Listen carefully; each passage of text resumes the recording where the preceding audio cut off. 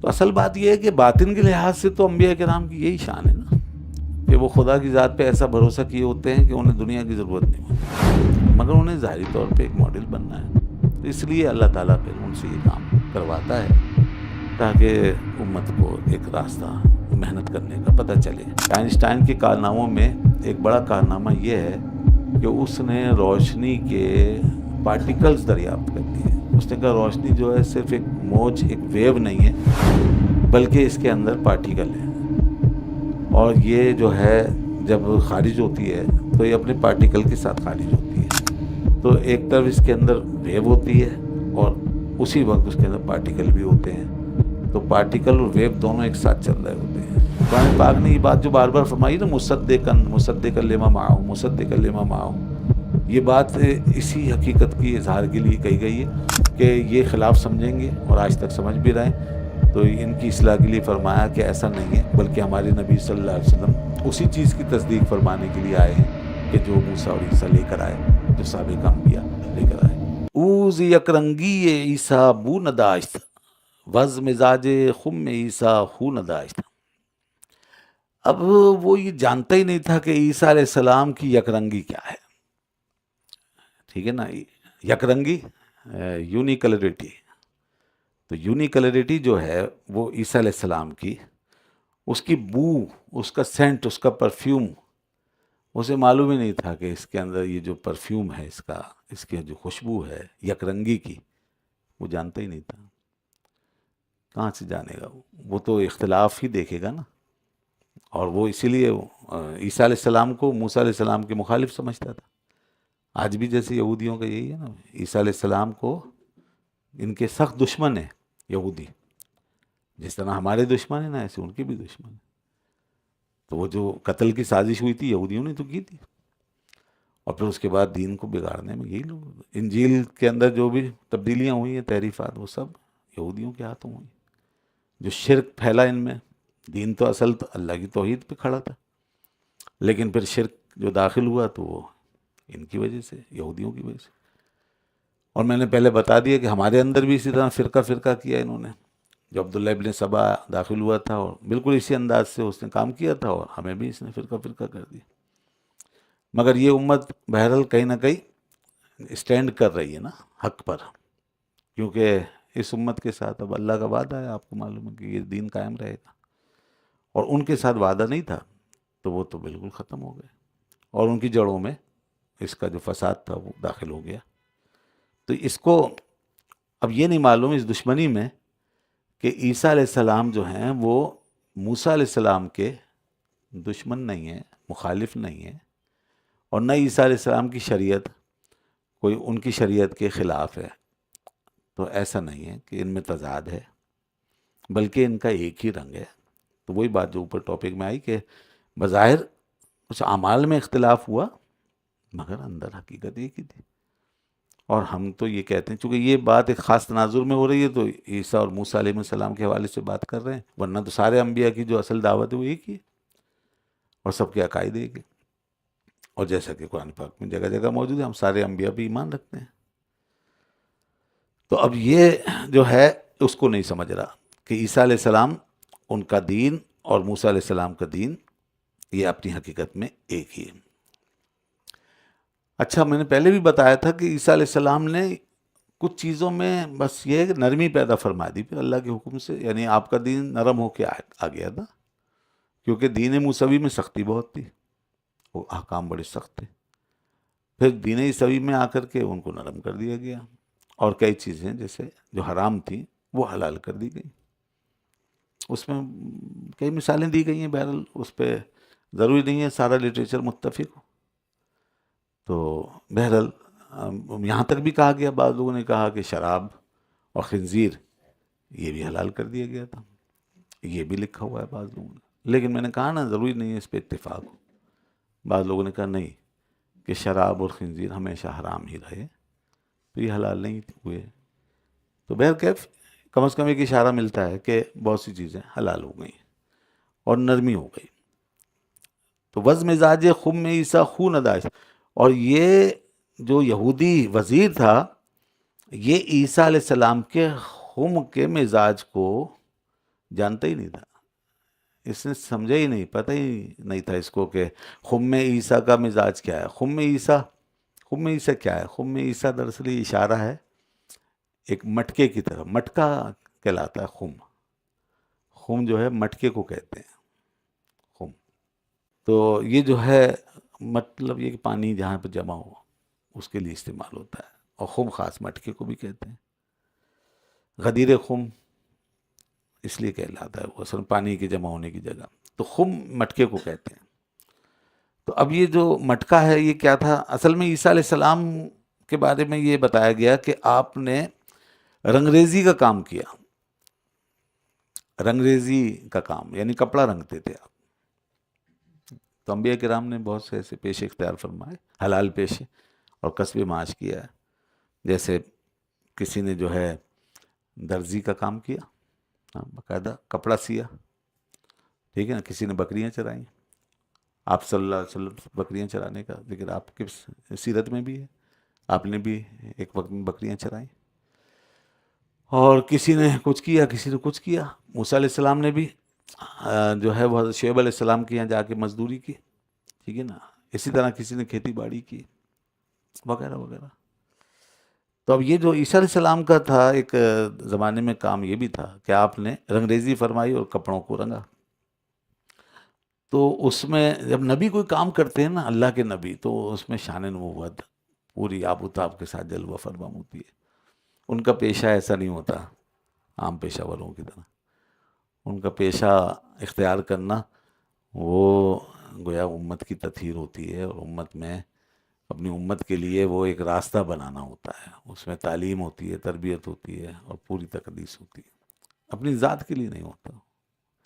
وہ ان کا باطن تو ایسا اللہ سے جڑا ہے نا کہ انہیں ضرورت ہی نہیں ہے دنیا کی طرف دیکھنے کی، کیونکہ ہمیں تو بہت سے صوفیہ کا حال ایسا ملتا ہے کہ انہوں نے تو کچھ بھی نہیں کیا، مطلب دنیا کی طرف دیکھا بھی نہیں، اور اللہ توکل پہ انہیں زندگی گزار دی، جنگل کے پتے کھا لیے، یہ بھی آپ نے سنا ہوگا۔ یعنی ایک بزرگ تھے، ساری زندگی جنگل کے پتوں پہ رہے، شیخ ابو طالب مکی رحمۃ اللہ علیہ، ان کے جسم کا رنگ پورا ہرا ہو گیا، جنہوں نے قوت القلوب لکھی ہے، جنگل کے پتوں پہ گزارا کیا۔ تو اس طرح صوفیہ کرام میں سے ایسے احوال ملیں گے آپ کو، اور وہ بھی ملیں گے آپ کو جیسے پیشہ بھی کیا، کوئی ہنر تھا وہ اختیار کیا، کسی نے شیرہ بیچا، دباس کہلاتے تھے،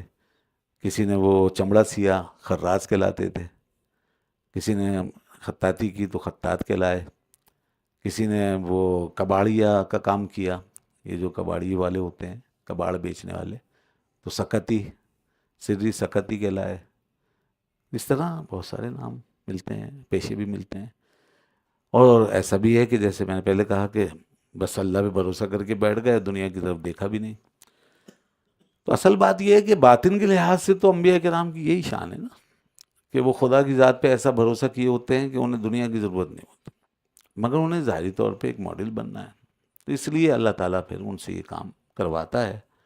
تاکہ امت کو ایک راستہ محنت کرنے کا پتہ چلے اور سنت بن جائے۔ تو حضرت عیسیٰ علیہ السلام یہ کام کرتے تھے، اور پھر میں نے جیسے کہا کہ شان نبوت جو ہے جلوہ گر رہتی تھی۔ اب اس میں یہ ہوتا کہ آپ ایک مٹکا آپ کے پاس ہوتا تھا، بس کوئی زیادہ بکھیڑا نہیں، ایک مٹکا، یہ مٹکے کا ذکر آیا نا، وہ مٹکا یہی تھا، وہ مٹکا اپنے پاس رکھتے تھے اور جو کپڑا آتا اس مٹکے میں ڈال دیتے تھے۔ اب ایک کپڑا ہے اسے جو ہے سیاہ کرنا ہے وہ بھی اس میں ڈال دیا، ایک کپڑے کو لال رنگ دینا ہے وہ بھی اس میں ڈال دیا، ایک کو پیلا رنگ دینا ہے وہ بھی اس میں ڈال دیا، ایک کو ہرا رنگ دینا ہے وہ بھی اس میں ڈال دیا، کسی کو اورنج دینا ہے اس میں ڈال دیا، سارے کپڑے ایک ہی مٹکے میں، مٹکا ایک ہی تھا۔ اب اس کے بعد وہ ایسے ہاتھ سے جب اٹھاتے تھے کپڑے کو تو اسی رنگ میں وہ کپڑا نکل آتا تھا، جو رنگ دینا ہوتا تھا اسی رنگ میں وہ کپڑا نکل آتا تھا، اور لوگوں کو دے دیتے تھے، ٹھیک ہے جاؤ۔ یہ آپ کی ایک شان، یہ ایک معجزہ تھا آپ کا۔ ایک دفعہ کسی رنگریز کی دکان پہ بیٹھے ہوئے تھے، وہ مسلمان نہیں تھا، تو آپ اس کے یہاں تشریف لے گئے، تو اس کے یہاں جب بہت سارے کپڑے آئے رکھنے کے لیے الگ الگ، تو آپ نے وہ سارے کپڑے ایک مٹکے میں ڈال دیے، اور جب سارے ایک مٹکے میں ڈال دیے تو دکاندار تو ہو گیا پریشان، اس نے کہا کہ آپ نے تو میرا بڑا نقصان کر دیا، یہ کیا کیا آپ نے؟ سارے ایک مٹکے میں ڈال دیے، یہ تو سارے ایک جیسے ہو جائیں گے اور مجھے تو الگ الگ کر کے دینا ہے۔ تو آپ نے فرمایا تمہیں جو رنگ چاہیے تم وہ بتا دو، نکل آئے گا۔ اس نے کہا اچھا؟ اس نے کہا اچھا لال رنگ نکالیے۔ نکالا تو لال نکل آیا۔ اگر پیلا نکالیے، پیلا نکل آیا۔ ہرا نکالیے، ہرا نکل آیا۔ اس نے جب یہ منظر دیکھا تو اس کے دل پہ اثر ہو گیا اور وہ مسلمان ہو گیا، آپ کا دین قبول کر لیا اور اس میں داخل ہو گیا وہ۔ یہ آپ کا کام تھا۔ تو اس کی طرف اشارہ فرما رہے ہیں کہ یہ وزیر، اسے کیا پتا کہ دیکھو یہاں پر یہ کیا کیا کرشمے ہو جاتے ہیں، کہ ان کی یک رنگی کی کیا بات ہے، وہ تو سارے رنگوں کو ملا کے ایک رنگ بنا دیں اور ان کو الگ الگ کر کے پیش کر دیں، سب کو ایک میں ڈال کر کے سب پہ ایک ہی، جیسے خم میں جب چلے گئے تو سب ایک حقیقت پہ چلے گئے نا، اس کے بعد اپنے اپنے طریقے سے نکل آئے، اپنے اپنے رنگ میں نکل آئے۔ تو گویا کہ ان کے اندر یک رنگی موجود ہے۔ اس یک رنگی کے بعد پھر جو بظاہر صورتوں کا اختلاف ہے وہ ظاہری اختلاف ہے، حقیقت میں وہ سب ایک ہی ہیں، ایک ہی حقیقت سے نکل رہے ہیں سارے معاملات۔ تو یہ آپ نے فرمایا۔ اس کے بعد آگے فرماتے ہیں جامع صد رنگ ازان خم صفا، سادہ و یک رنگ گشتے چن ضیا۔ فرماتے ہیں کہ صد رنگ کے جامع، یعنی سینکڑوں رنگوں پہ مشتمل، سینکڑوں رنگ کلر کے لباس، ازان خم صفا، ایک صفا کے خم سے، صفا کا خم کہا آپ اس کو، یعنی کہ آپ کی جو تعلیم ہے نا وہ ایک صاف ستھری شفاف تعلیم ہے، آپ کا پیغام صاف شفاف پیغام ہے، اس کا خم۔ تو اب اس سے مختلف جامے جو اس میں ڈالے گئے وہ جب نکلے، اب جاموں سے مراد یہاں پر کیا ہے، مختلف طرح طرح کے لوگ، مختلف خیالات کے لوگ، مختلف سوچنے والے لوگ، الگ الگ راستوں پہ چلنے والے لوگ، جب وہ سب ڈالے گئے اس خم صفا میں، سادہ و یک رنگ گشتے چن ضیا، تو کیا ہوا اس کا نتیجہ کہ وہ سادہ اور ایک رنگ ہو کے ایسے نکلے جیسے کہ روشنی ہے، روشنی کی طرح وہ ایک رنگ ہو گئے۔ دیکھیے پیچھے کہا تھا کہ وہ جو رنگ چاہیے وہ رنگ نکال رہے ہیں، اب اس کے اپوزٹ بات کی ہے یہاں پہ، یعنی اسی خم کی بات کر رہے ہیں، لیکن وہ خم جو کہ الگ الگ رنگ نکال رہا تھا پہلے، اب یہاں پر جو آپ استدلال کر رہے ہیں وہ یہ کہ یہاں پہ جیسے اب وہ خم یعنی ان کی تعلیم کا خم بن گیا اور اس سے اب ایک رنگ نکل رہا ہے، تو اب یہاں پہ بظاہر تضاد لگ رہا ہے نا، پہلے تو بات ہو رہی تھی کہ الگ الگ رنگ نکل رہے ہیں اور اب بات ہو رہی ہے ایک، تو بات یہ ہے کہ وہ تو ایک ظاہری خم تھا نا، اس کو تو مثال سے مطلب مثال دے کے سمجھایا، لیکن اصل میں مراد کیا ہے، باطنی خم، یعنی مانوی دنیا میں ظاہر کا اپوزٹ ہوتا ہے نا،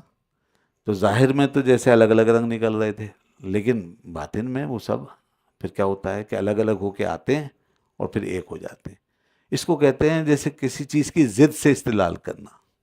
تسمیۃ الشیء باسم ضدہ، ہمارے یہاں عربی میں اس کو ادب کی زبان میں کہا جاتا ہے، کسی چیز کی ضد سے اس کا نام رکھنا اور اس کی ضد سے استدلال کرنا۔ تو پیچھے جو ہے اس کی ظاہری حالت بیان کی خم کی، اور پھر اس کے بعد باطن میں گئے تو اس کے اپوزٹ سے استدلال کیا، یعنی کہ ان کی تعلیم کا اثر یہ ہوتا تھا کہ گویا کہ وہ اب ایک ایسا مٹکا ہے صفا کا کہ جس میں الگ الگ قسم کے لوگ آ رہے ہیں اور اس میں پاک ہو کے سب ایک ہو کے نکل رہے ہیں، سب پہ ایک رنگ چڑھتا جا رہا ہے، ایک رنگ چڑھتا جا رہا ہے، سادہ اور یک رنگ، آگے کہا نا سادہ اور یک رنگ، سادہ ہے اور یک رنگ، وہ اقبال نے کہا نا غریب ہے سادہ ہے رنگی ہے داستان حرم، نہایت اس کی حسین ابتدا ہے اسماعیل، تو غریب اور سادہ اور رنگین، تو وہ رنگ بھی ایک ہے، اور سادگی یہ ہے کہ اس میں وہ چیزیں نہیں ہوتی دنیاوی، جیسے کہ دنیا کے اندر مختلف قسم کی چمکیں ہوتی ہیں، تو یہ چیز معنویت میں نہیں ہوتی، معنویت کی دنیا سادہ ہے اور اس میں رنگ ایک ہے، اور یہی حق کا رنگ ہے، اور اللہ کا رنگ جو بتایا قرآن نے بھی رنگ کی بات کی، ایک ہی رنگ بتایا، صبغۃ اللہ ومن احسن من اللہ صبغہ، کہ اللہ کا رنگ یعنی اس کو اختیار کر لو، اور اللہ سے اچھا بہتر رنگ کس کا ہو سکتا ہے، ومن احسن من اللہ صبغہ، تو یہ وہ رنگ یعنی دین کا، اس کی اطاعت کا، اور وہ انبیاء کرام ہوتے ہیں جو اس کا رنگ لے کر آتے ہیں، اور وہ خم لے کر آتے ہیں جس میں ڈال کے ہمیں اس کے رنگ میں رنگ دیتے ہیں۔ تو یہ فرمایا سادہ و یک رنگ گشتے چن ضیا، جیسے کہ ایسے ہو گیا، ان کی تعلیمات سے نکل کے ایک رنگ ایسے ہو جاتا ہے جیسے کوئی ضیاء، روشنی، یہ روشنی جیسے آ رہی ہے، روشنی ایک رنگ ہو جاتی ہے۔ دیکھیے جناب، یہ مولانا روم رحمۃ اللہ علیہ کا، اس کو کیا کہیں کہ کرامت کہیں یا بہت بڑی بصیرت، روشنی ایک رنگ کی ہو جاتی ہے، الگ الگ رنگوں کی بنیاد ہوتی ہے پیچھے، اور وہ سارے رنگ جو ہیں مل کے جب روشنی بنتے ہیں تو وہ ایک رنگ میں نکلتی ہے، سفید، جیسا کہ ہم دیکھتے ہیں چمکتی ہوئی سفید رنگ کی روشنی۔ یہ جو سفید روشنی ہے، اس کے پیچھے کئی رنگ ہیں۔ یہ نظریہ، یہ تحقیق آج کی دنیا میں ثابت ہوئی ہے کہ روشنی کیا، اصل رنگ کیا ہے، روشنی کا یہی رنگ ہے جو ہم دیکھ رہے ہیں، یا اس کے پیچھے اور بھی رنگ ہیں؟ تو آج دنیا اس نتیجے پہ پہنچی ہے کہ روشنی کے کئی رنگ ہیں، اور مولانا روم نے یہ بات بہت پہلے فرما دی، 700-800 سال پہلے یہ فرما رہے ہیں کہ جیسے روشنی ہوتی ہے نا، الگ الگ رنگ ہوتے ہیں پھر ایک ہو جاتی ہے، اسی طرح حضرت عیسیٰ علیہ السلام کی تعلیمات بتا رہے ہیں کہ الگ الگ رنگ کے لوگ آئے اور آپ کے پیچھے چل کر آپ کی اتباع کر کے سب ایک رنگ ہو گئے۔ اور پھر اگر آگے آئیں ہم، آپ صلی اللہ علیہ وسلم کی شان دیکھیں تو سبحان اللہ، کہ آپ نے تو پھر اس کو پورے عالم پر جو ہے جیسے لاگو کیا،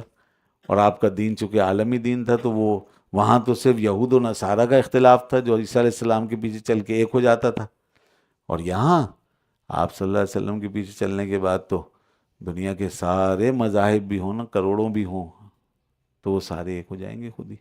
کیونکہ آپ ساری دنیا کے لیے پیغمبر آخر بنا کر تشریف لائے، بن کے تشریف لائے ہیں، تو اس لیے آپ کا تو وہی ایک پھر رنگ پورے عالم کا رنگ ہو جائے گا، اور اسی لیے اسلام کو کہا گیا کہ بس اس میں داخل ہو پورے پورے، اور وَمَن يَبْتَغِ غَيْرَ الْإِسْلَامِ دِينًا لَن يُقْبَلَ مِنْهُ، جو اس کے علاوہ کسی اور دین کو بنائے گا اپنا دین تو وہ اللہ تعالیٰ کے یہاں قبول نہیں کیا جائے گا۔ ان الدین عند اللہ الاسلام۔ تو یہ اصل میں وہ ہے ایک رنگ کا اس تصور، یہ ہر طرح ہر دور میں گویا سمجھا جا سکتا ہے، آدم علیہ السلام سے لے کر آج تک۔ اچھا، بات ہو رہی تھی روشنی کی، روشنی کے 7 رنگ کون سے ہیں؟ آپ نے قوس قزح دیکھی ہے؟ بارش کے دنوں میں آسمانوں کے اندر آپ دیکھتے ہیں کہ 7 رنگ جو ہیں وہ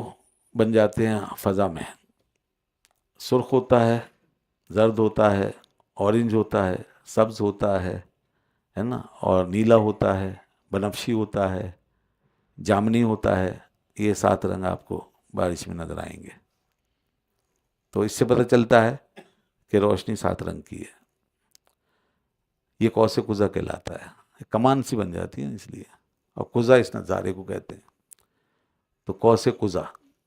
اور یہ کیسے ہوتا ہے؟ ہم یہاں جو نیچے ہم نے زمین پہ تجربے کیے ہیں سائنسدانوں نے، وہ اس کے ذریعے کیے، پرزم کہلاتا ہے، منشور، پرزم کے ذریعے۔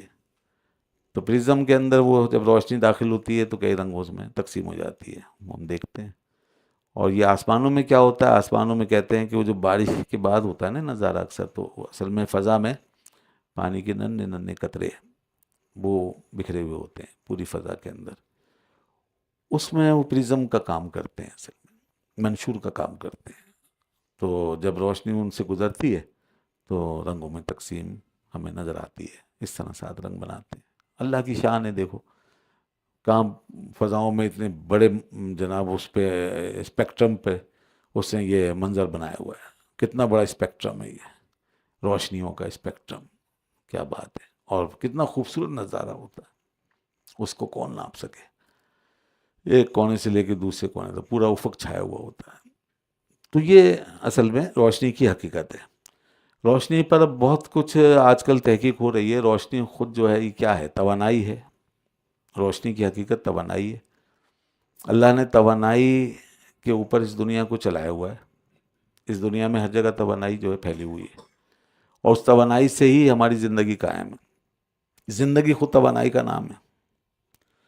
تو اگر یہ باہر کی خارجی توانائی نہ ہو تو ہماری زندگی جو ہے وہ توانائی نہیں لے سکے گی،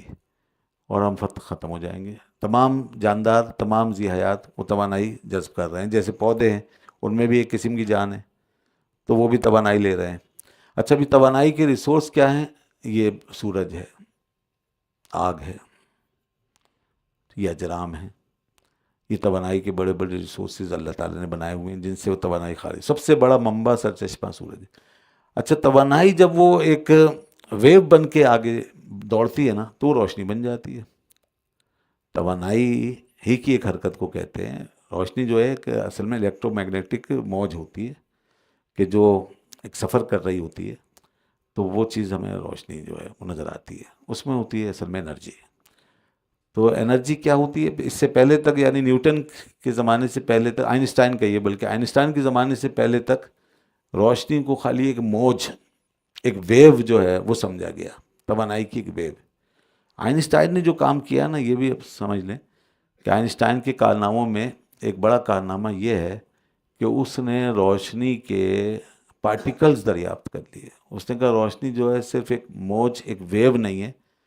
بلکہ اس کے اندر پارٹیکل ہیں، اور یہ جو ہے جب خارج ہوتی ہے تو یہ اپنے پارٹیکل کے ساتھ خارج ہوتی ہے۔ تو ایک طرف اس کے اندر ویو ہوتی ہے اور اسی وقت اس کے اندر پارٹیکل بھی ہوتے ہیں، تو پارٹیکل اور ویو دونوں ایک ساتھ چل رہے ہوتے ہیں۔ اور وہ جو پارٹیکل ہیں روشنی کے، اس میں سب سے چھوٹے پارٹیکل کو فوٹون کا نام دیا ہے۔ فوٹون، فوٹون روشنی کا سب سے چھوٹا ذرہ ہے، وہ یعنی سب سے چھوٹا ذرہ وہ ہوتا ہے کہ جس کو مزید آپ تقسیم نہیں کر سکتے۔ یہ مادے میں بھی ہوتا ہے، مادے کے اندر ہم جانتے ہیں کہ جو آخری جو میٹر ہوتا ہے، میٹر کا آخری جو ذرہ ہوگا، ایٹم جس کو کہتے ہیں، تو وہ سب سے چھوٹا ذرہ کہلاتا ہے اور وہ مزید تقسیم نہیں ہوتا۔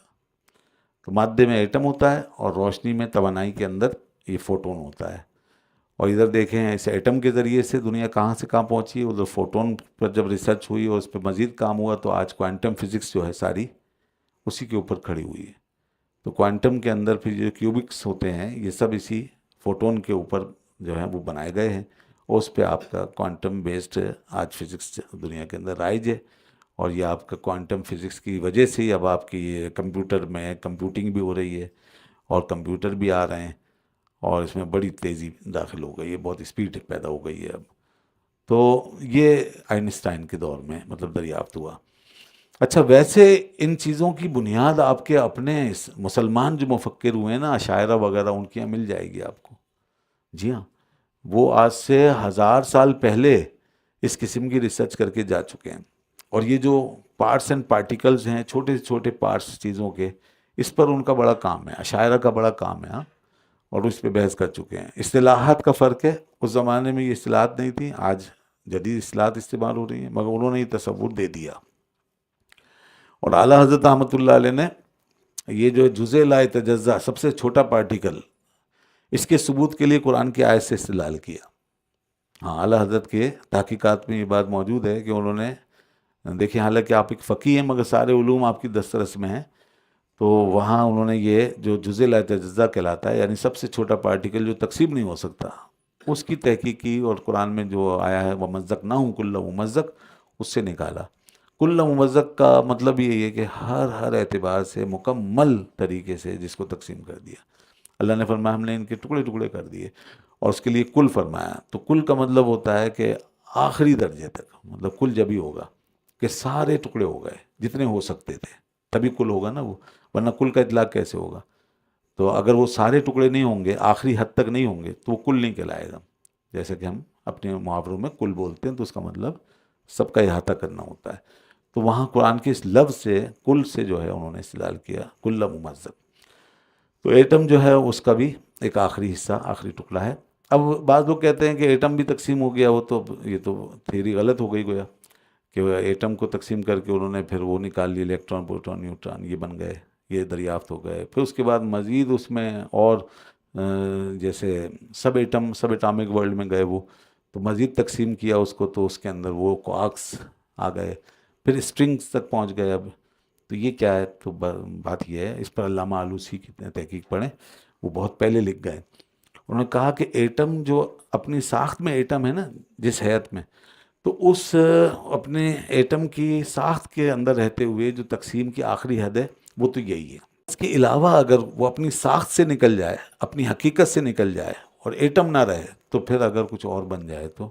اس کا یہاں پہ کوئی اس سے تعارض نہیں۔ اس سے کوئی تعارض نہیں اور اس سے کوئی مسئلہ نہیں پڑتا. تو لہذا اب آج وہی ہوا کہ ایٹم جو مزید تقسیم ہوا ہے تو وہ اپنی حقیقت سے نکل کے تقسیم ہوا ہے، یعنی وہ توانائی میں تبدیل ہو گیا، وہ ایک دوسری چیز بن گیا. الیکٹران، پروٹون، نیوٹران جو ہیں یہ دراصل توانائی ہیں،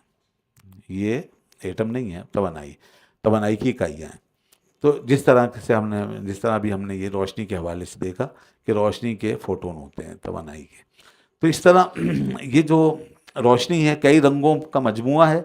اور پھر اس کے بعد وہ ایک رنگ میں آ جاتی ہے اور سفید ہو جاتی ہے. تو آپ اسی کی طرف اشارہ فرما رہے ہیں کہ جیسے کہ روشنی ہمیں نظر آتی ہے ایک رنگ میں، اسی طرح عیسیٰ علیہ السلام کی تعلیم کے نظام میں جب کوئی داخل ہوتا تھا تو وہ پھر ایک رنگ بن جاتا تھا اور سارے اختلاف ختم. اب وہ یہودی اس بات کو کیسے سمجھے؟